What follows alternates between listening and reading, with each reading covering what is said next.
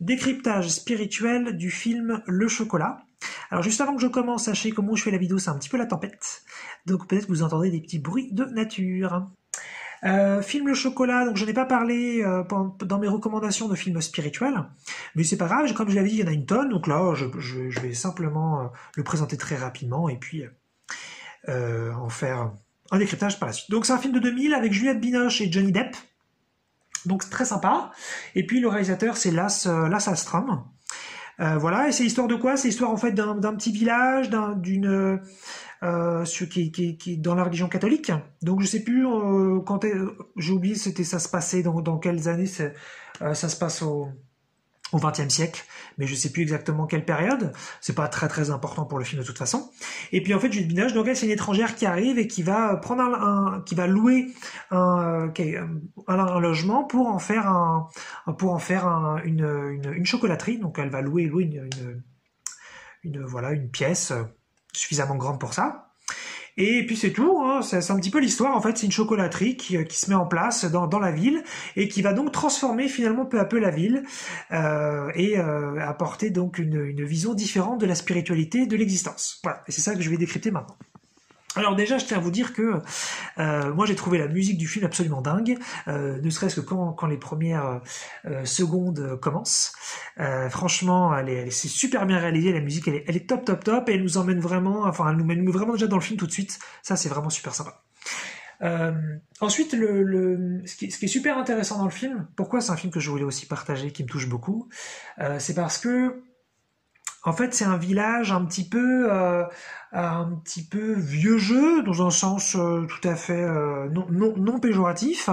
Et en fait, c'est une religion un petit peu rigide qu'ils ont mis en place. Donc voilà, et ils ont tous des règles, donc bien sûr ils vont à la messe et puis ils suivent toutes les règles du catholicisme il y a pas mal à ça bien sûr, mais ils le font tous un petit peu avec rigidité, ils le font tous avec il faut le faire, on peut pas faire autrement parce que sinon quand dira-t-on et donc ils se fliquent aussi tous un peu les uns les autres, ils ont tous intérêt à suivre certaines règles, à essayer de faire le moins de péché possible et puis sinon il faut se confesser. Bref, ils doivent suivre plein de règles comme ça. Donc c'est vraiment une religion un petit peu fermée, mais peut-être que c'est tout à fait une religion de l'époque.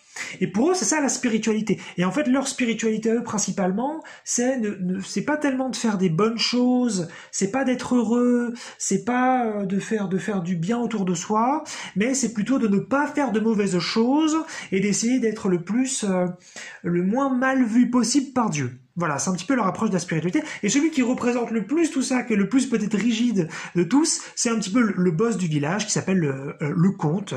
Voilà, donc c'est un comte. Et donc lui, bien sûr, il est très très très respecté de tous. Et il faut pas faire n'importe quoi. Voilà, il est là pour rappeler à l'ordre s'il faut tout ça. Et c'est ça qui est super, c'est qu'en fait ce qui est génial dans ce film, c'est que ils sont convaincus que c'est ça le divin, c'est ça la spiritualité, c'est de pas être heureux, c'est de suivre des choses, des règles vraiment de façon certaine et jamais remettre quoi que ce soit en question, ne jamais réfléchir. Et d'ailleurs, je tiens à préciser que c'est pas du tout forcément ma vision de la religion catholique, puisque j'ai déjà rencontré des gens qui sont des chrétiens et qui peuvent être très intelligents, remettre en question plein de choses de la religion même et en même temps avoir leur propre spiritualité. Donc voilà, je n'associe pas du tout la chrétienté à un truc rigide. Voilà. Mais il se trouve que le film, là, c'est ça.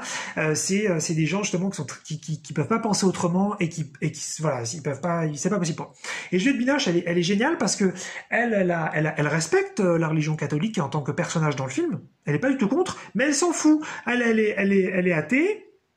C'est pas du tout important pour elle tout ça. Elle cherche pas du tout à aller contre eux, mais elle cherche pas du tout à aller non plus pour eux. Et donc elle, ce qu'elle fait en fait, c'est que elle fait des cycles. Elle passe son temps à arriver dans des villes, dans des villages comme ça. Elle installe une chocolaterie. Elle y reste ensuite un certain temps, et puis après elle s'en va. Et elle fait ça avec sa petite fille, sa fille qui s'appelle Anouk, et qui la suit un peu partout. Et donc elle est un petit peu, elle a jamais vraiment trop d'amis. C'est un petit peu dur puisque tout le temps elle est déplacée comme ça. Et en fait, ce qui est chouette, c'est que sans le faire exprès, sans le vouloir, en fait, cette Juliette Binoche, cette maître du chocolat, cette maîtresse du chocolat, eh bien, elle apporte la vraie spiritualité. C'est-à-dire que elle apporte l'intuition, elle apporte le plaisir, elle apporte la joie, elle apporte la sociabilité, elle apporte l'évidence, elle apporte le moment présent, et elle apporte le bienfait aux autres. Et ce qui fait que il va y avoir un énorme conflit interne chez tous les gens du village, et en particulier le comte qui représente la rigidité extrême, donc lui ça va être un conflit encore plus important pour les autres, parce que en fait ils vont bien sentir à un moment donné que eux ils suivent des règles depuis toute leur vie de voilà ce qu'est le bien, voilà ce qu'est le mal, voilà comment il faut vivre, voilà comment il faut pas vivre, voilà comment il faut se comporter vis-à-vis des autres, voilà comment il faut se comporter vis-à-vis de Dieu. Et là, il y a quelqu'un d'autre qui arrive, qui pense pas du tout comme ça, et qui a l'air d'être beaucoup plus libre, d'être beaucoup plus heureux, et pour autant très bienveillant. C'est pas quelqu'un de tordu, de bizarre, ou je sais pas quoi. Donc, déjà, ça leur soulève des questions. Et ce qui est rigolo, c'est qu'en fait, elle arrive donc pour monter sa chocolaterie en plein carême. Et donc le comte vient la voir et lui dit c'est n'importe quoi de monter une chocolaterie en plein carême, ça n'a pas de sens. Donc voilà, il vient un petit peu déjà la titiller, en gros lui dire qu'elle ferait mieux de se barrer du village et ce serait mieux pour tout le monde. Mais elle est sûre d'elle, elle en a rien à faire. Elle cherche pas non plus à être désagréable, à être malveillante, mais elle s'en fout. Elle fait son chemin, elle fait son truc.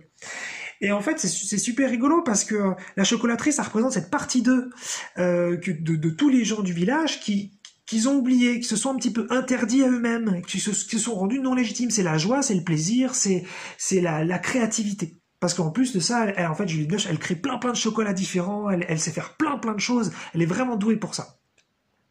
Et donc, ils entrent un petit peu dans la chocolaterie, dans l'enfant intérieur, dans cette partie d'eux qu'ils ont oublié. Ils y entrent, mais tout doucement, du style, déjà, faudrait même pas qu'ils y entrent, parce que c'est interdit. Si on les voit entrer dedans, qu'est-ce qu'on va penser d'eux? Donc, parfois, ils passent devant, ils regardent comme ça, ils jettent un œil, et puis hop, ils repartent vite, parce qu'il faut pas qu'on les voit en train de s'arrêter. Et puis, il y en a qui osent rentrer, faire quelques pas, regarder, et puis ils repartent. Et c'est super rigolo, ils redécouvrent un petit peu, tout doucement, cette partie d'eux qu'ils ont oubliée, et ils y vont vraiment à pas de velours, parce que ils ont un peu peur, ils se sont interdits ça toute leur vie. Et puis, Juliette Binoche, elle est super douée en plus avec les gens, elle a un côté super sociable, elle arrive à détecter, en général, elle fait preuve de super psychologie, et de super intuition et de spiritualité, et elle est capable, en voyant les gens, de savoir quel est le meilleur chocolat pour eux. Alors, elle a un petit truc pour ça, que je vous dévoile pas là, parce que c'est pas très important, et elle fait son petit truc, et ensuite elle leur dit, ok, pour vous, c'est tel chocolat. Et puis ce qu'elle fait, c'est qu'elle l'offre. Elle l'offre comme ça à la personne, elle a pas tellement, elle se sent peut-être moins coupable d'avoir acheté du chocolat en plein carême. Et puis comme ça, elle le mangera plus tard, elle verra bien.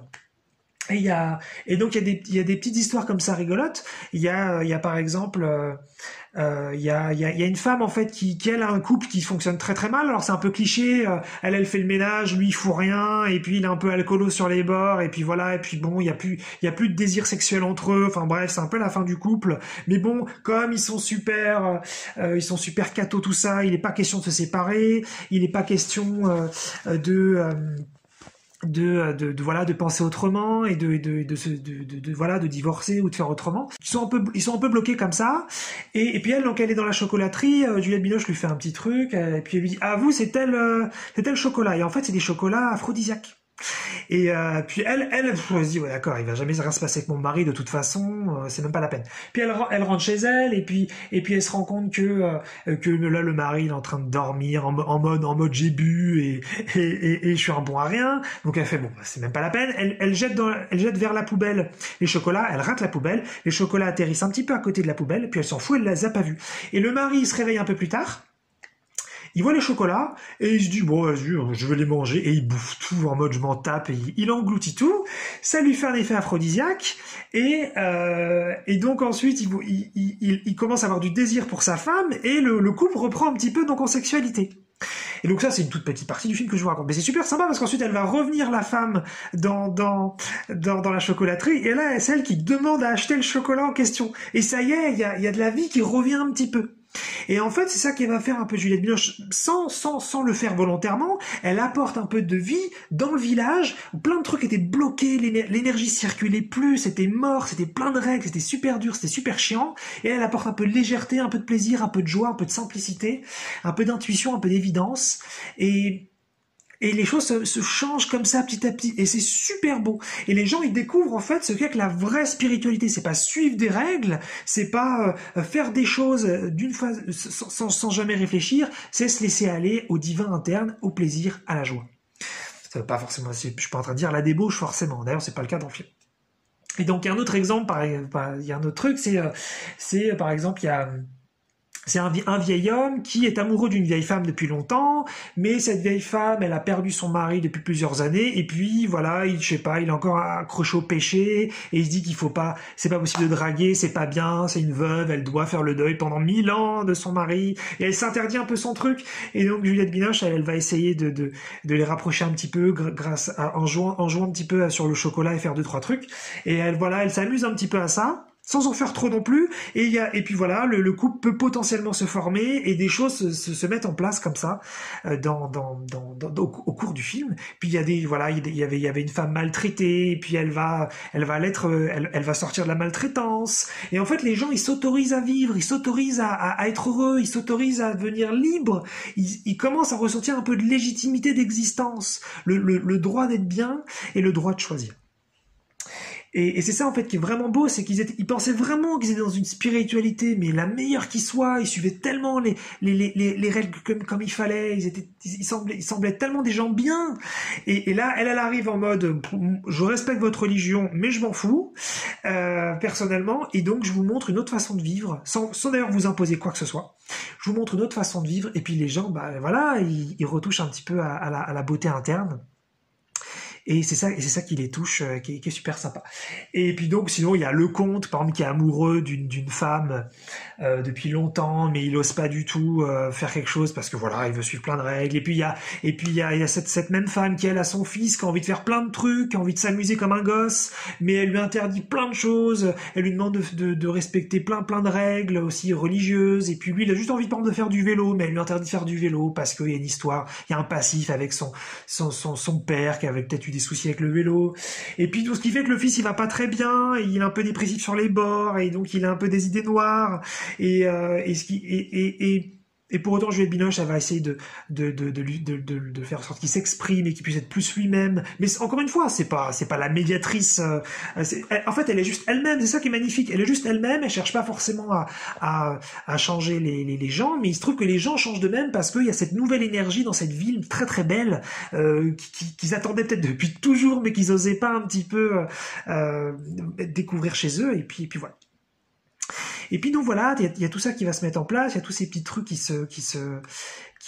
avancent, et il y a donc c'est là où après il y a Johnny Depp qui va apparaître. En fait, Johnny Depp fait partie d'un groupe des gens du voyage, et des gens qui passent leur vie sur des bateaux, et en fait ils s'arrêtent de village en village, de ville en ville comme ça, pour y vivre un temps, et puis pas longtemps, ça peut être quelques jours, quelques semaines, et puis après ils repartent.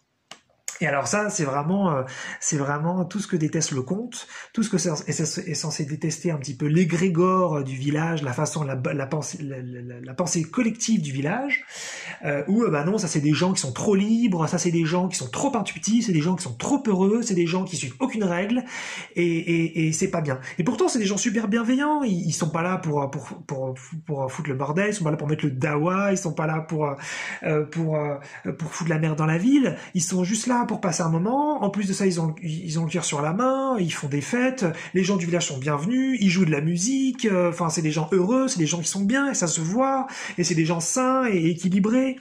Mais non, en fait, il faut suivre les règles, on peut pas les côtoyer. Et elle, Juliette Binoche, elle qui est super libre, elle s'en fout, elle y va. Et comme en fait à ce moment-là du film, elle a déjà commencé à changer un peu l'énergie de la ville ou du village, eh bien les gens sont un peu mitigés parce qu'ils se sont autorisés à entrer un peu dans la chocolaterie, à avoir des relations avec cette femme, alors que le comte leur avait dit n'allez pas dans cette chocolaterie parce que a priori c'est pas sain tout ça, c'est pas très catho, c'est pas très bien, et donc là ils se sont autorisés ça, mais ils voient Juliette Binoche qui elle va voir ces gens du voyage et s'amuser avec eux et être libre et faire ce qu'elle a envie de faire, et donc elle les pousse en fait, encore une fois sans le vouloir, elle les pousse un cran plus loin encore dans leur liberté.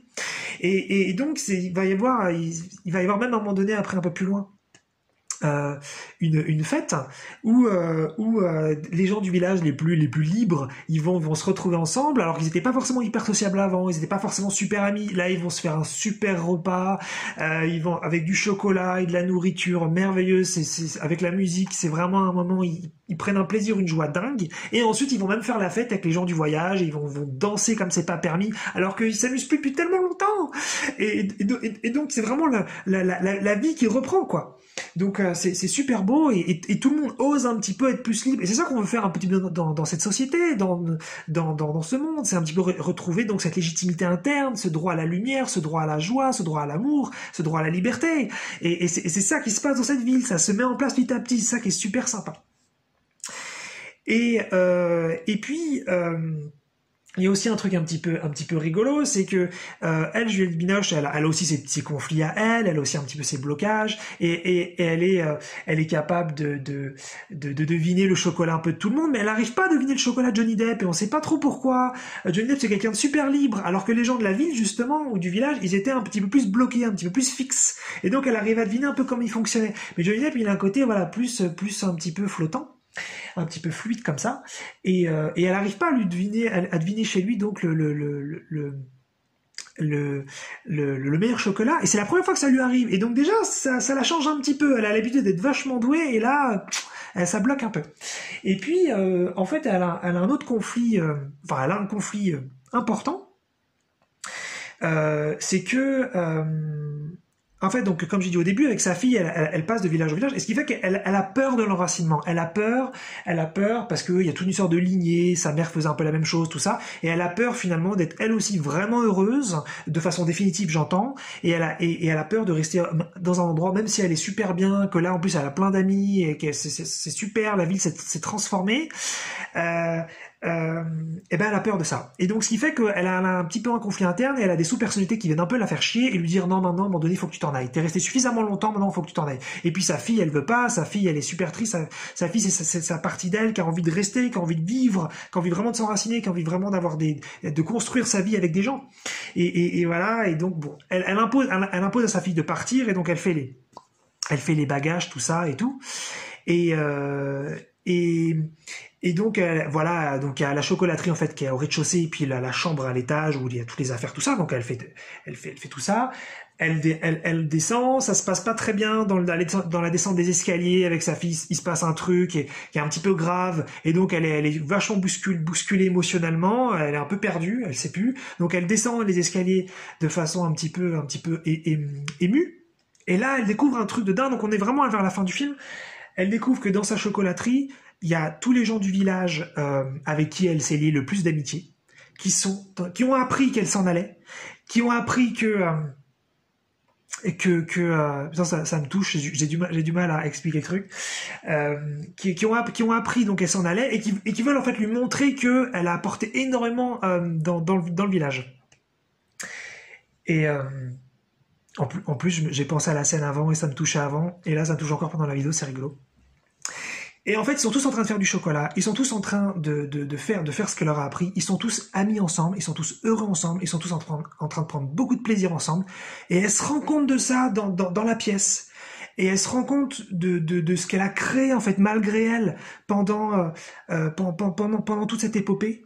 Et il y a même à un moment donné donc une personne emblématique du groupe qui vient la voir et qui lui montre les chocolats qui ont été faits, et qui lui dit est-ce que tu peux goûter, est-ce que tu peux nous dire si c'est bon, parce que nous on n'a pas bien sûr l'expertise que tu as, et donc on a besoin que tu nous dises si c'est chouette ou pas. Et elle goûte, et elle est totalement transportée par le moment. Elle fait et donc elle dit oui, c'est bien, mais elle se rend compte en fait que ça allait très loin, et que finalement que s'enraciner c'est peut-être le bon moment, c'est peut-être le bon moment d'être vraiment heureux, que ici c'est possible, et qu'il n'y a pas besoin de s'en aller. Et c'est ça qui est super beau, c'est que finalement elle a vraiment donné au village, elle a vraiment donné aux gens, et naturellement, sans effort, parce que c'est ce qu'elle est, et les gens lui donnent à la fin en retour, et sans d'ailleurs même la supplier de rester, sans lui imposer, sans lui faire du chantage affectif ou je sais pas quoi. Non, il lui montre juste ce qu'elle a apporté, et juste par ça il lui donne envie de rester. Et ça c'est une scène mais trop belle, qui me touche à chaque fois que je vois le film, et même quand j'en parle. Donc franchement incroyable. Incroyable. Alors bien sûr, hein, c'est une scène magnifique avec tout le film avant, puisque finalement la scène en elle-même, sinon perdrait en force. Et puis donc voilà, donc elle va décider un petit peu de rester. C'est une première pour elle, elle avait jamais fait ça. Et et donc là, c'est là où elle va un petit peu. C'est là où c'est rigolo parce que il y a donc Johnny Depp comme c'est un mec du voyage, il se barre et tout et il fait. Et puis voilà, il est pas là tout le temps. Et puis à un moment donné, donc il revient et c'est là où elle découvre c'est quoi son meilleur chocolat. Et c'est rigolo parce qu'en fait elle a progressé, elle a évolué. C'est plus la même. Ça veut dire qu'elle était capable de voir finalement les gens, le meilleur chocolat des gens fixes, mais elle n'arrivait pas à être fixe, elle n'arrivait pas à se fixer dans la vie. Et là maintenant qu'elle peut être fixée, elle arrive à voir le meilleur chocolat de la personne libre. Donc c'est super rigolo comme symbolique. Et puis dernière scène super intéressante qui arrive donc, je crois, ouais, en tout cas après la scène finale de ce merveilleux moment dans la chocolaterie où il y a tout le monde, c'est le conte. Le conte, c'est peut-être le dernier rempart. C'est le dernier rempart de ce village, c'est le dernier rempart de cette rigidité. C'est lui qui avait dit qu'il fallait pas aller dans la chocolaterie, c'est lui qui avait dit qu'il fallait pas aller voir les gens du voyage, c'est lui qui avait dit qu'il fallait pas être ami avec tout ce monde-là. Mais tout le monde a changé au fur et à mesure du film, et donc il est un peu le dernier. Il est le dernier à s'être interdit la joie et l'amour. Et donc il est vénère parce qu'il a perdu la bataille qu'il s'était donnée. Elle, Juliette Binoche, elle était pas dans la guerre, mais lui il était dans la guerre et il a perdu la guerre. Donc il arrive la nuit dans la chocolaterie et il a un petit peu chaud, il est un peu énervé et il vient pour casser en fait la vitrine où il y a le chocolat et donc il vient avec un couteau et il casse les sculptures dans le chocolat et voilà, il veut vraiment exprimer sa haine contre le plaisir et la liberté et la légitimité parce qu'il s'est interdit ça toute sa vie. Et donc, il casse le truc, et puis il en peut plus, et il est en souffrance terrible, il veut pas accepter cette partie de lui. Et là, en fait, il a cassé plein de chocolat, il s'est même écroulé par terre parce qu'il a vacillé, et il a un petit peu de chocolat qui est là sur la lèvre inférieure, et puis il a sa langue qui passe dessus, comme ça, et il goûte un peu le chocolat, et il a un peu de plaisir qui monte. Et là, il y a toute la partie de lui qui s'était interdit qui ressort et il se met à bouffer du chocolat de partout, au point où il se transforme un petit peu en petit cochon, il devient très très sale et il se fait découvrir le matin par Juliette Binoche qui lui apporte une aspirine avec bienveillance. Et ça y est, enfin il a pu confronter cette partie de lui qui s'était interdite toute sa vie et là enfin c'est le dernier rempart du village qui saute, de la fausse spiritualité. De toute de ce non-amour, de cette non-joie qui était là, enfin ça s'arrête, ça a été confronté, il n'y a pas de souci et c'est super. Et d'ailleurs même il continue les gens du village d'aller à la messe et d'être catholique, voilà, mais ça a changé un peu. Et maintenant les discours qui sont donc dans la chapelle, c'est plus les mêmes. Avant c'était le mal qu'il ne faut pas faire, et maintenant c'est le bien qu'on pourrait faire. Et donc il y a même une évolution dans leur religion et ça qui est super beau. Donc ils peuvent tout à fait garder leur religion, il n'y a pas de souci, mais voilà, ils ont apporté quelque chose de beaucoup plus divin, de beaucoup plus beau là-dedans. Et puis voilà, et puis après le film, c'est un petit peu ça à la fin, et tout le monde est super amour, tout le monde s'entend super bien, et le village est devenu complètement vivant. Donc un film vraiment magnifique, qui montre à quel point les gens parfois peuvent se fourvoyer dans ce qu'est dans ce qu'ils pensent être la vérité, dans ce qu'ils pensent être la vraie spiritualité, dans ce qu'ils pensent être le divin, l'amour, la joie, et ils se plantent totalement, et quelqu'un qui s'en fout un peu et qui est juste finalement lui-même ou elle-même peut montrer une autre approche, une autre façon de vivre, une autre façon d'exister, et puis en fait on a juste à se laisser un petit peu prendre par cette partie de nous qui se réveille, et puis la suivre, et les choses s'ouvrent, et les choses sont magnifiques.